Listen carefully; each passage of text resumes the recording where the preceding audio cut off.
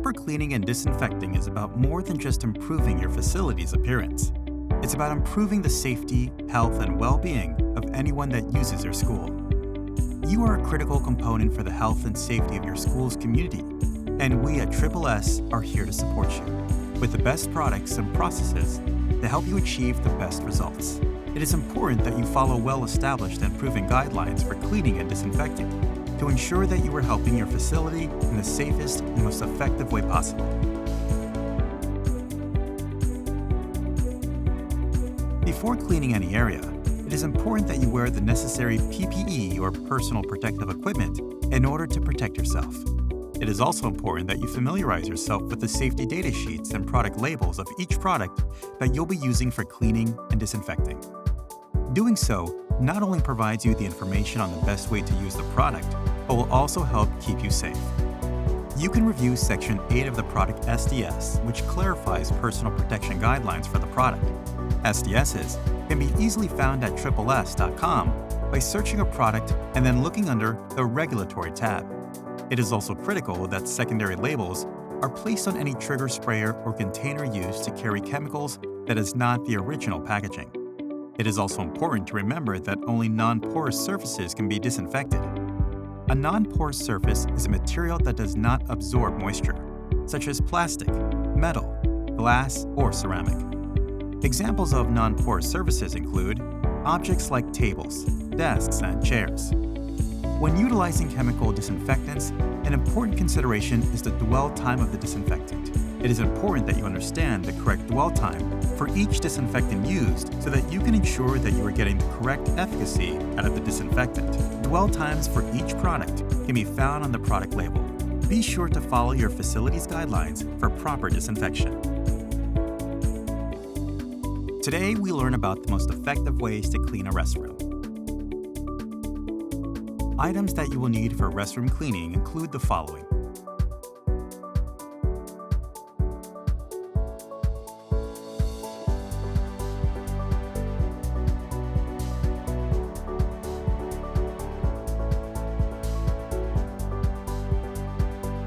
With high amounts of traffic throughout the day, restrooms can be one of the most challenging areas to keep clean for many schools.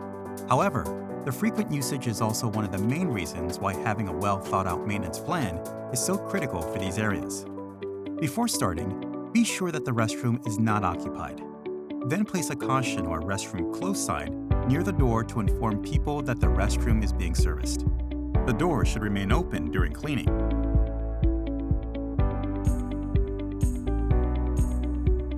Apply disinfectants to all touchpoint surfaces. The timing of the next step is critical to effective restroom maintenance and odor control. Disinfectants require time to work properly, so getting the solution applied to the various touchpoint surfaces early on in the cleaning process is critical. High touchpoint surfaces in restrooms include toilet seats, flush handles, partition handles, soap dispensers, paper towel dispensers, door handles, and light switches. Once the disinfectant has been applied, you can move on to other tasks and then return to these areas for a final wipe down with a microfiber cloth.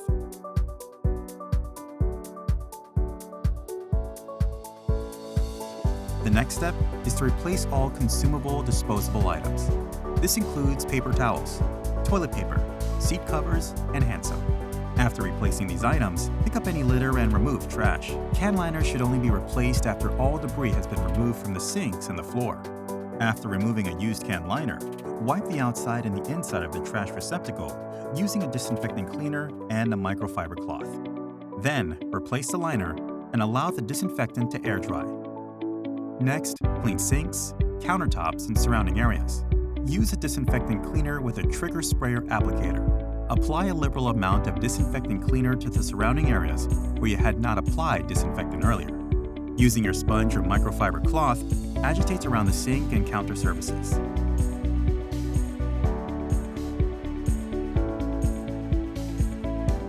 After attending to the sink, begin cleaning the partitions, toilets, and urinals. Using a disinfectant cleaner, clean the partitions starting at the top and working down. Once the interior partition stalls are clean, apply bowl cleaner to the interior of the toilet bowl, making sure that the product is applied to the under rim section.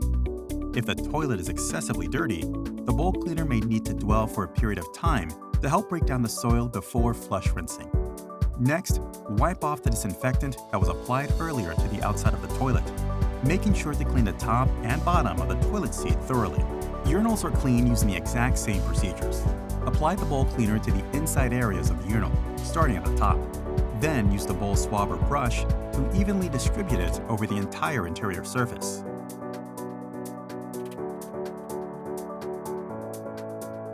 Next, use a clean microfiber cloth to clean mirrors, fixtures, and lights. Mirrors can be cleaned by applying a liberal amount of glass cleaner to a microfiber cloth, then using overlapping strokes from top to bottom to wipe clean. Be sure to double-check for any smudges and streaks. When cleaning stainless steel fixtures, wipe with a stainless steel cleaner and a microfiber cloth. Lights and heating vents can be cleaned with a dust kit or with a cloth and multi-purpose cleaner.